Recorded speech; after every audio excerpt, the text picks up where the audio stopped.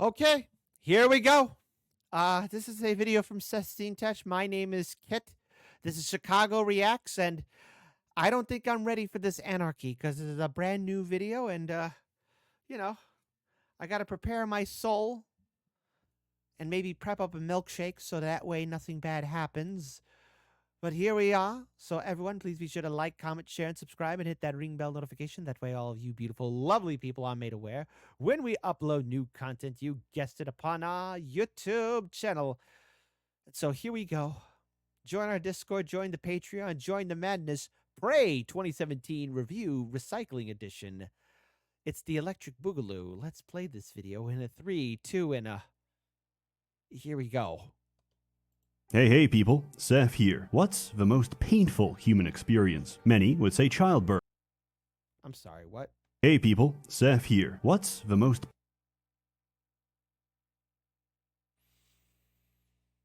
Oh boy. painful human experience? Many would say childbirth, but that only produces 48% of the pain of being an immersive sim fan. This is a cursed genre. Anyone who attempts it dies. Looking Glass, dead. Troika, dead. Ion Storm, acquired. And Arcane is currently decomposing in a corporate merger. But before that, they put out a masterpiece. I know, this was news to me too, so why have I never heard of it? Peggy 18. Because of a name, that is, Prey 2017, not to be confused with Prey 2006, or Prey 2014 the TV show, or Prey 2022 the movie. The optimal title is Or Pray to the Gods. right in front of us. It's a successor to System Shock that's about to mind, Psychoscope, but was renamed by Bethesda Softworks, a ZeniMax corporation, because they had the IP sitting there for 10 years and didn't know what else to do with it. This game has no discoverability or brand identity, at least with some series. If you told me I was going to be playing a stealth game where the objective is to blend in with a crowd as the only black man in Japan, I would tell you, based on the stock price, I kind of expected that. And what would go wrong? Similarly, if you told me a Jewish man was about to shill VPNs for his personal gain, I also expected that. Would you let a stranger watch your children? Would No. you share intimate details of your life with a trash collector? Should No. you give your local tweaker your social security number? No. This is more than a hypothetical. It's how I've lived my life for the past 20 years. But now, my children are missing, my bank account is frozen, and my identity has been stolen. I've tried calling, but they insist they're not missing. They have a new dad, and he's more me than I'll ever be. I've since learned from my mistakes, and I keep my new, better children safe with ExpressVPN. Every time you connect to an unencrypted network, be it at a cafe, the airport, or even your hotel room, your online data is not secure. Anyone with a little know-how can see everything you're doing and steal your personal data. Order a pizza to your room, there goes your credit card number. Tell your boss your flight got delayed, there goes your email. Need to take an important Zoom call while you're out and about, there goes your voice and likeness. Now, someone is using their new deepfake to convince grandma to send $5,000 for... No. Just like that dumb person who thought Brad Pitt was messaging her. No, really. There was a dumb woman who thought Brad Pitt was messaging her, and she divorced her husband. And, or is it that? No, she emptied out like her bank account and everything else for this Brad Pitt. It was stupid. Stupid. for bail money right now. And if they don't use it, they can just sell it to somebody who will. But with ExpressVPN running in the background, you're protected, thanks to the fact that all of your internet traffic is routed through a secure encrypted tunnel. So secure, in fact, the sun will go out before any supercomputer can crack it. And all it takes is one click. ExpressVPN works on all your devices, so you can stay secure no matter what you're doing. Personally, I get the most use out of it by posting anonymously while pretending to be from another country. French Canadians deserve their reputation, but I'd like to think, in some small way, I Helldivers for democracy. contributed. And this would not be possible without ExpressVPN. Find out how you can get 4 months free by scanning the QR code on screen, clicking the link in the description box below, or by going to expressvpn.com/Seth. It's hard to recommend something without explanation. This game is hard to explain without spoilers, and there will be spoilers in about now. Who am I? Who are they? What did they do to me? What's happening? They took your foreskin.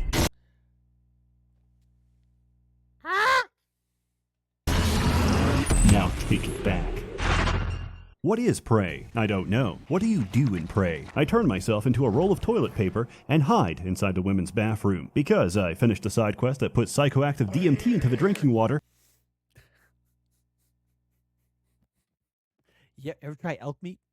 I can reliably do this for the next few hours. In all seriousness, it's a game of Gmod prop hunt, where you get jump scared by filing cabinets. The difference is, it's a AAA title that doesn't assume the player to be retarded. Here's how they introduce their first weapon. What does it do? Well, I don't know, but it probably freezes enemies and sticks to walls. Oh look, a corpse I can loot. Good thing there's a conveniently ramp-shaped trail of glue I can climb up. Maybe I can use this weapon to climb on other things in the future. Oh, the path upstairs is locked. Good thing I have this glue cannon. Was I stopped in my tracks to explain how this works? No. Was there an NPC in my ear going, "Morgan, squirt your glue to climb upstairs"? No. Did I have to demonstrate my understanding of a weapon and its applications in order to proceed? No. The entire game is like this. It presents a number of obstacles, gives you tools to conquer them, then stands back and lets you figure it out yourself. Ultimately, this isn't complicated, but I have to give praise, because video games are a lowbrow field designed for knuckle draggers. After a solar flare knocks us back to the Bronze Age, they will return to their rightful place, plowing the crops. And I will be a low-ranking overseer until...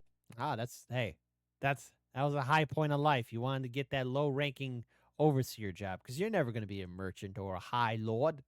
To be a high lord, you'll be inbred. To be part of the royal family, you'll have that Habsburg chin.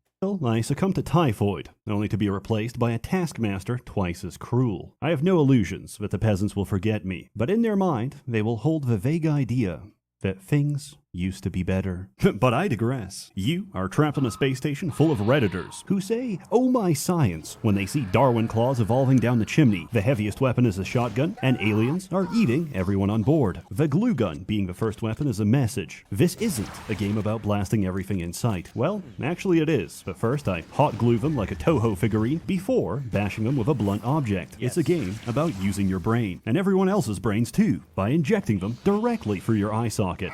This is what the station is designed to produce, outside the jurisdiction of any pesky laws. The Neuromod. The brain is the ultimate pattern recognition device. If it sees a pattern, it forms a new pattern of neurons. Thus, it is a physical reflection of your memories, experiences, and skills, represented by trillions of connections between billions of neurons. With Neuromods, we can copy the physical brain structures responsible for individual skills and paste them directly into the brains of others. I can map out Epstein's brain, inject it, and be... I'm sorry, who? Very confused as I recognize every Mossad agent on a first-name basis. Uh-oh. Turns out, you can also give people abilities that aren't on the human skill tree, like telekinesis, or fireballs, or the... Hey, it's Joe Biden, man. I don't know where I'm at. I have the auto pen. Write out all my pardons, Jack. Ability to morph your body to mimic any small object. How is this possible? In short, Kennedy survived his assassination, and now, because of a misplaced bullet, we're farming aliens from a Soviet satellite. Aliens with magic powers that eat and digest consciousness itself. What could possibly go wrong? Neuromods are this game's upgrade system. You find, craft, and spend them to unlock new abilities of human or exotic origin. The game discourages you from taking too many alien abilities by warning you that, past a certain threshold, the station's defenses will identify you as a foreign body and shoot on sight. This would be a reasonable drawback if a station had any defenses left. You're making me choose between pyrokinesis and a turret that struggles with the smallest enemy. Neuromods offer a variety of new solutions to different problems. For example, there are a few ways around this, but the most obvious is to use a grounding resistor. With enough repair skill, you could fix the one right there. Or you could go through the enemies downstairs to get to the storage closet, which can be hacked to find a replacement. I, however, did none of these things. I stood in a box, turned into a binder, and slid through a gap in a window. This is a valid solution to most of life's problems. I'm about to be mugged. I turn into an empty bottle and roll down a storm drain. My wife is about to be mugged. I turn into an empty bottle and roll down a storm drain. My wife is asking for a divorce. I turn into a set of stairs and push her down. With these abilities, gameplay It's funny.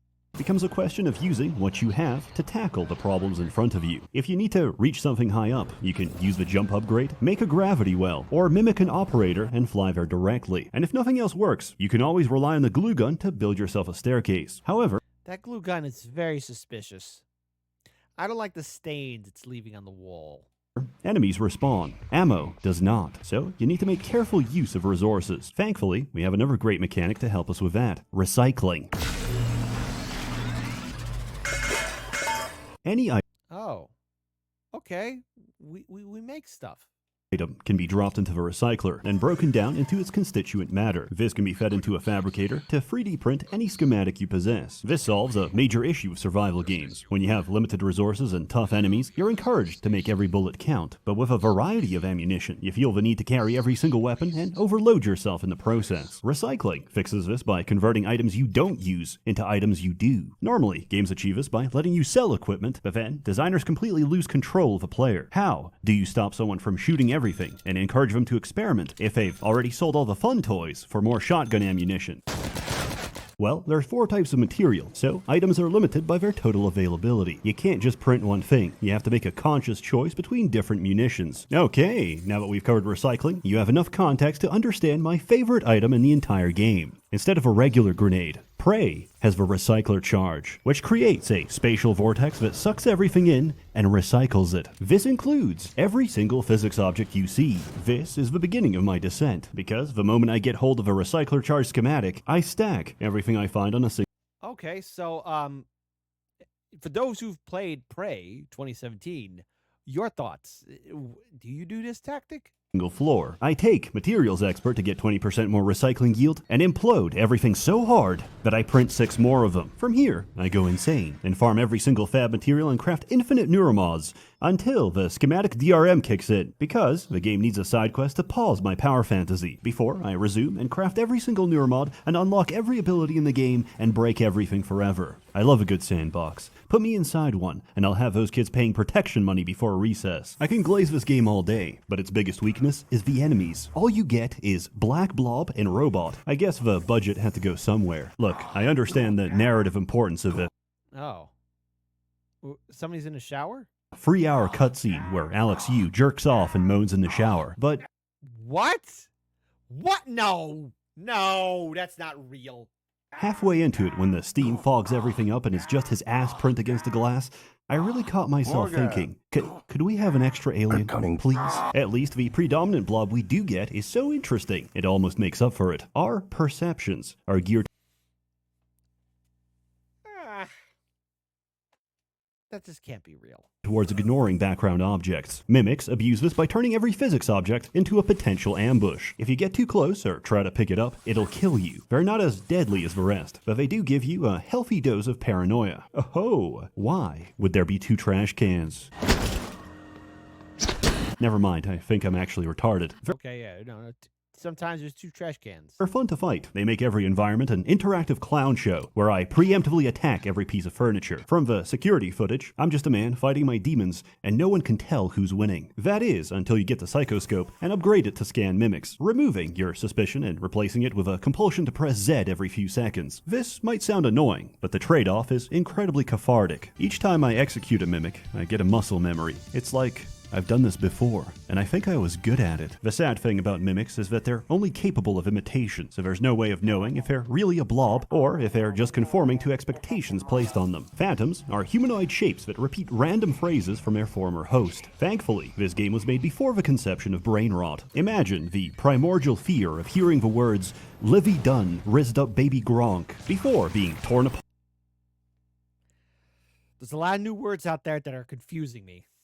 by your fellow crewmate. Normal phantoms are very normal, in a sense that normally they'll kinetic blast your health bar within seconds. They also exhibit an anxious, preoccupied attachment style, because the moment they spot you, they tweak out and reappear in front of you. Etheric phantoms blip around at high speed so they can no-clip and smack you in the face. If you try to fight back, they split off into 2 copies and blip around faster each time you hit them. Luckily, the Q-beam doesn't cause damage. It only excites particles until they explode, at which point you should clear the area, because even in death, this thing will still try to kill you. Thermal phantoms walk up and cook you instantly. Forget immersion. They exist to gaslight you into thinking there's a strategy for their element. There isn't. Despite being a fire extinguisher, the glue gun is actually worse against thermals.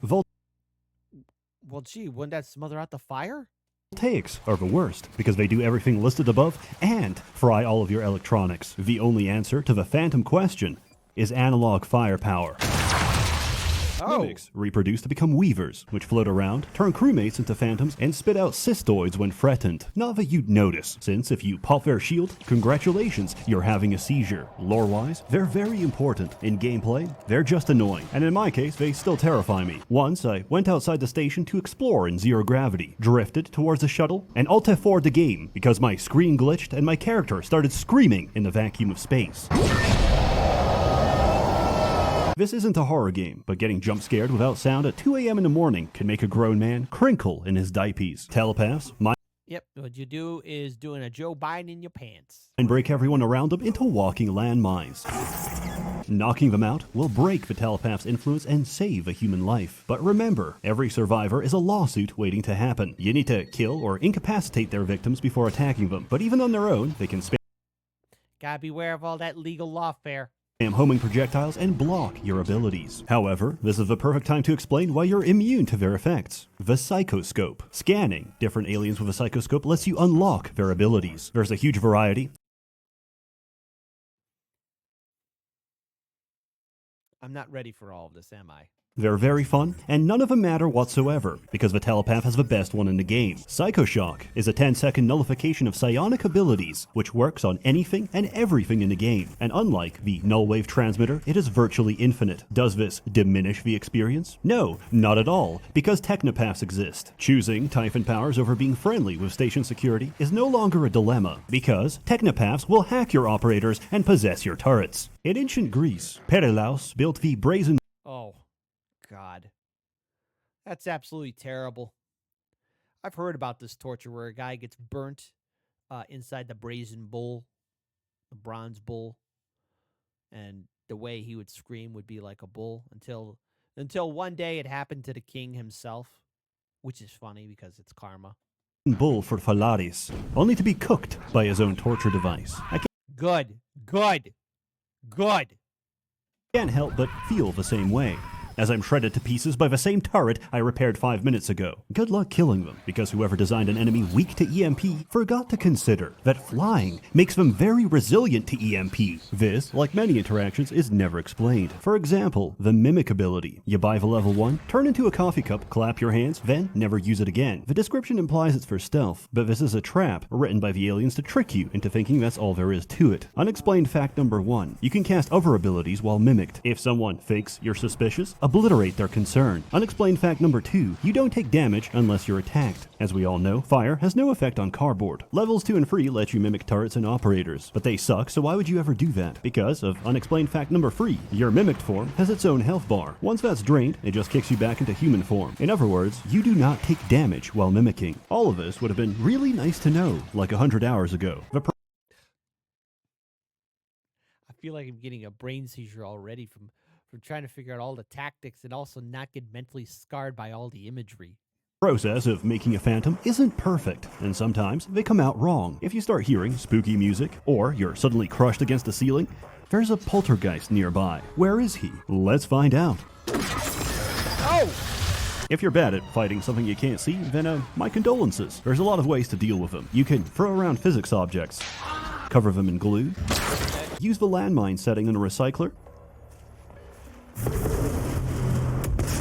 or just bump into them. They're incredibly fun to fight, and there's only a couple across the whole game, so you're never expecting it. Your progress never goes unnoticed, and there's no greater flattery than an alien designed specifically to kill you. The Nightmare forces you to spend the next 3 minutes of your life playing Alien Isolation. He's big, he's intimidating, and he's also too big for most corridors. My fright and suspense has become joy at the notification that I will be harvesting enough exotic material for 2 full Neuromods in the next few seconds. There's also Oh! Okay, well, there you go. It's done. minor enemies here and there, like cystoids. These motion-activated mines are the bane of Adderall users, punishing both the hyperactive and inattentive. For anyone with a degree of self-restraint, they're pathetic, as they are the only enemy in the game to be countered by a foam dart. Later on, you'll also encounter hacked operators. These are initially annoying until you realize they're an infinite source of free materials. It's as if the developers didn't expect players to sit for hours spawn camping the fabricator. But I've already consumed every static object on the map. My recycler charge is crying out, and I need more fuel for the furnace. What is and Galactus hungers. What's going on? Who's in charge here? As it turns out, you are. You are a you. Morgan you. You've got Alex you and you. Alex is the president and you are the vice president. Normally, neuromods are tested on political volunteers. Like this Political prisoners. guy. My name's Aaron Ingram. However, they had the foresight to know that creating an army of superpowered convicts would be a bad idea, so you've been testing them yourself. However, since neuromods are a modification of your physical brain structure, you can't just take one out and try again. You have to physically reset your brain back to when you first installed it, memories included. The simulation lab was designed to keep you in a perpetual loop of testing by having you relive the same day of your life over and over again, without having to catch you up to speed each time. This went on for many months, but now the aliens are loose. Everything's going to shit, and the vice president of the company is currently a 2-ply sheet of toilet paper. And through all this, your brother insists he can get the situation under control. I wonder who I should trust. My brother, who trapped me in his personal goon cave for a year? The voices in my head? Or the voices that used to be in my head? I think we should hear him out. I think we should destroy the station to stop the aliens for good. I think I saw a filing cabinet over there. Add it to the pile. The first half of the game plays out the same as System Shock. If you replace Shodan with a concerned family member who's genuinely trying to stop you from hurting yourself after your needle-induced brain damage. You try to go somewhere, Alex stops you, you find a workaround, and repeat. Along the way, the game demonstrates a profound respect for your intelligence. Nobody calls to give you puzzle hints every 5 seconds, or to chastise you for your decisions. And yet, there's still this feeling I can't shake. Like I'm being tested. Watched. We're losing him. The circumcision scar. It's opening back up. I don't need to hear that. The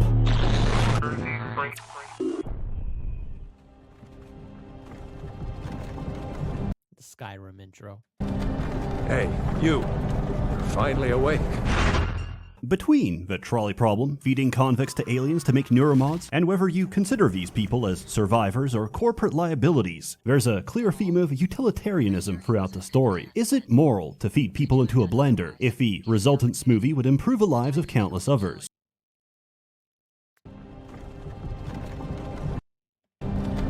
Hey, you. You're finally awake.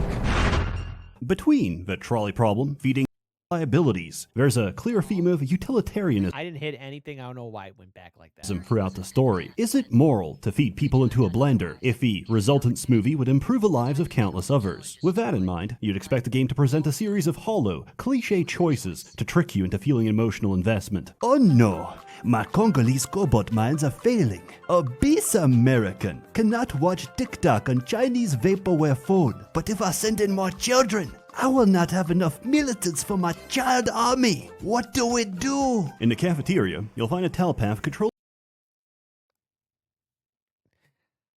My soul is dying here.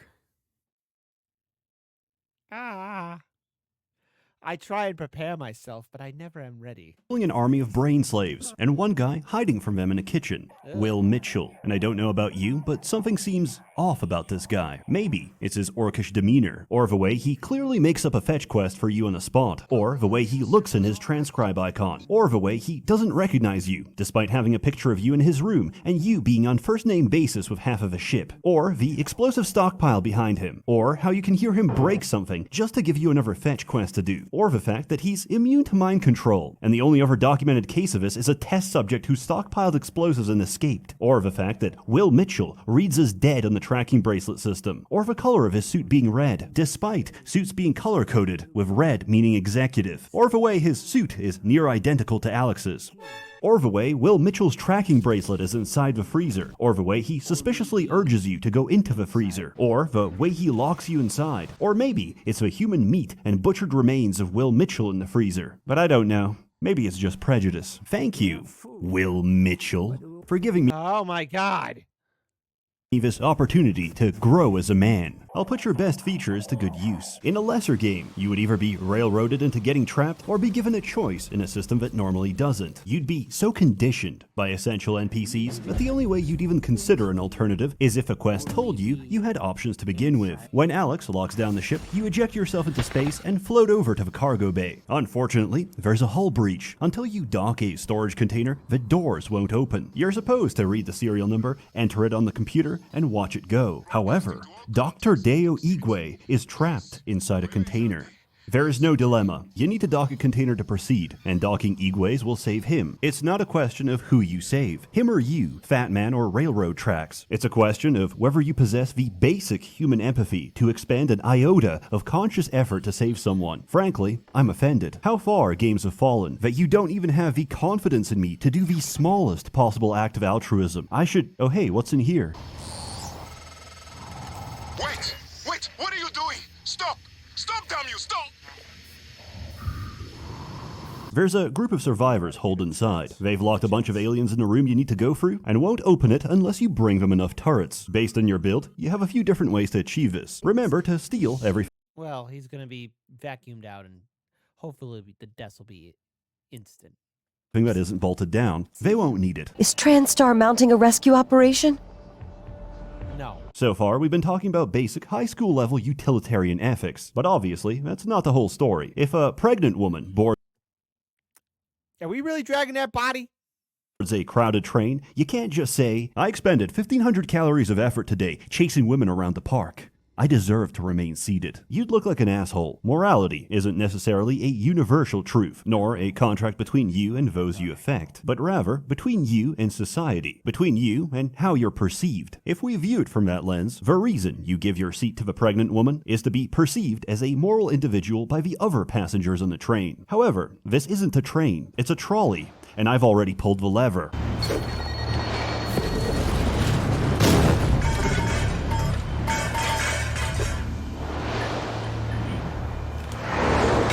Main quest dilemmas aside, there's a few side objectives that require going out of your way to help someone else. For example,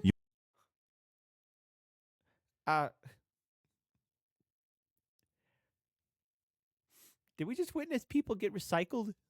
your old girlfriend is dying of paraplexis, which is a completely made-up condition, and she actually just swallowed a peanut. She told me to leave her behind, to focus on saving everyone else, and I followed her orders. As Einstein famously said, when a black queen speaks, I listen. Then I came back and found out there's no timer because she's completely fine. So I ventured out into the cold void of space, retrieved her EpiPen, and brought it back. Within a narrow time window of whenever I felt like it. The aliens may have killed half a station, but the real winner of today is humanity. I can breathe again. And feel my legs. I still have some spots in the eye, but those should clear up. Oh!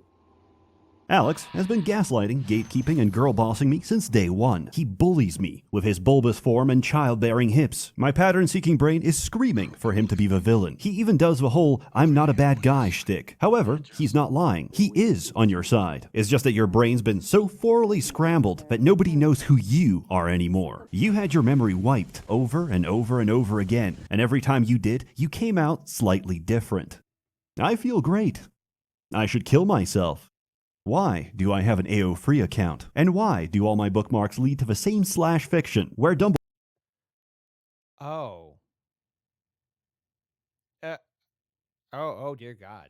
impregnates Dobby? This raises an interesting question. You may have started each loop the same, but the brain is not a static organ. We're shaped by our experience, and after a memory wipe, your life is always different, leading you to develop subtly different personalities each time. So, are these the same person, or are they different people? If you make a decision, and then erase all the memories leading up to that decision, was it still you that made it? Can you be held responsible for it? Be sure to let me know. I'm theory crafting a new DUI defense. If I don't remember it, neither should the judge. Ultimately, this useless hypothetical is up to you, as is the larger question of what you're going to do about this whole mess.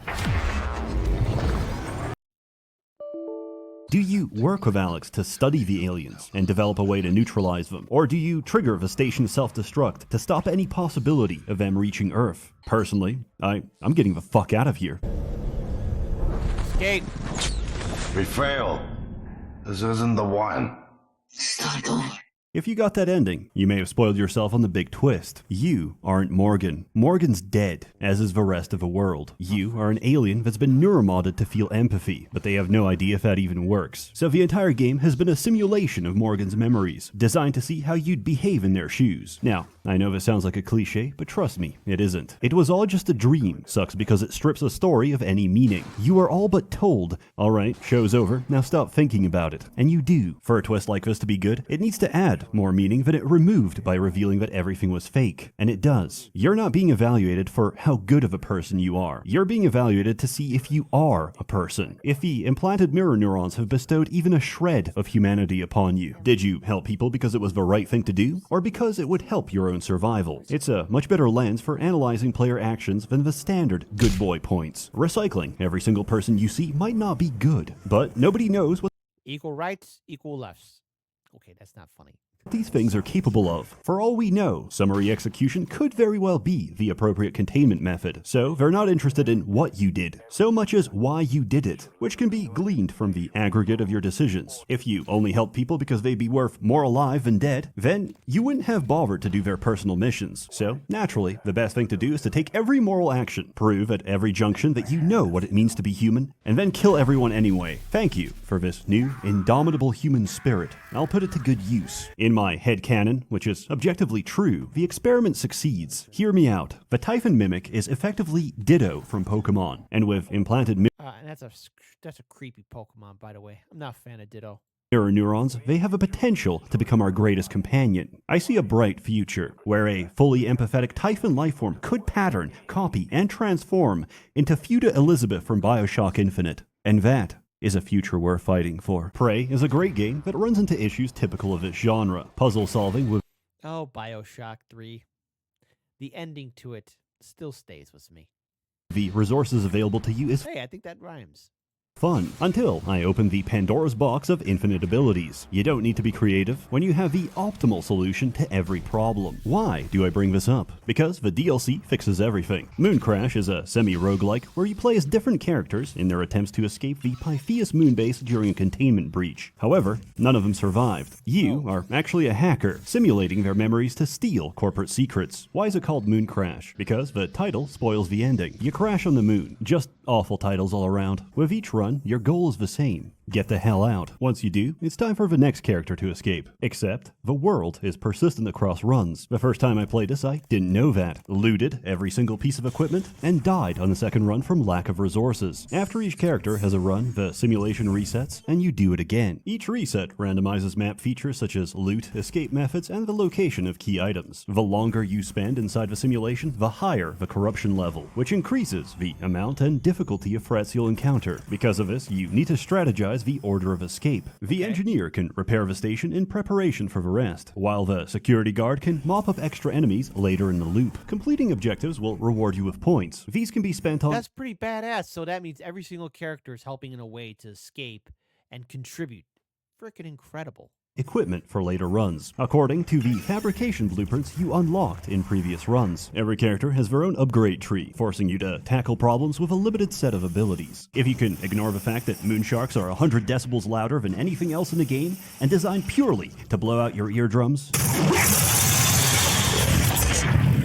I think you'll enjoy the extra content. In summary, Prey is probably the best game Arcane ever made. I can't recommend it enough, because games like this are rare and unprofitable, versus the mountain of slop that executives produce for greater margins. An industry always caters to its consumer. It's just in this case I find myself increasingly agreeing with Talmudic rabbinical teachings. The consumer truly is domesticated cattle. If you're interested, enter code ABYSSALEXU to get 90% off on GOG for the next week. It's about $3, it's DRM free, it's literally cheaper than piracy. As always, more content to come, so stay tuned. A warm thanks to the many members of the Merchants Guild, generously funding and bankrolling these videos. You're all truly wonderful. Have a good one.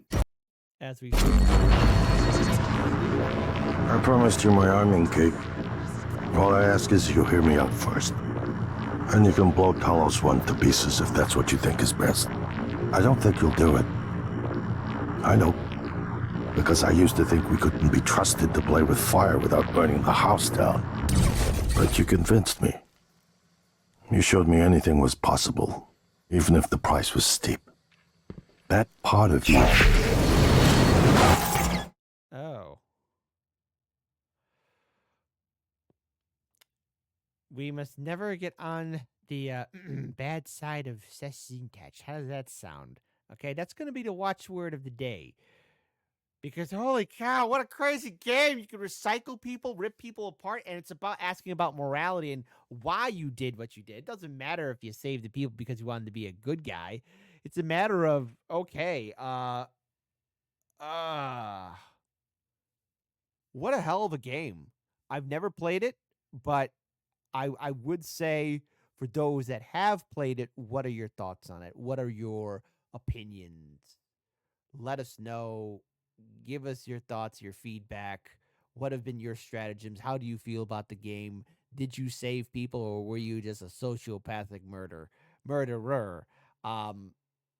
Type in the comment section below. And I think I need some therapy. A lot.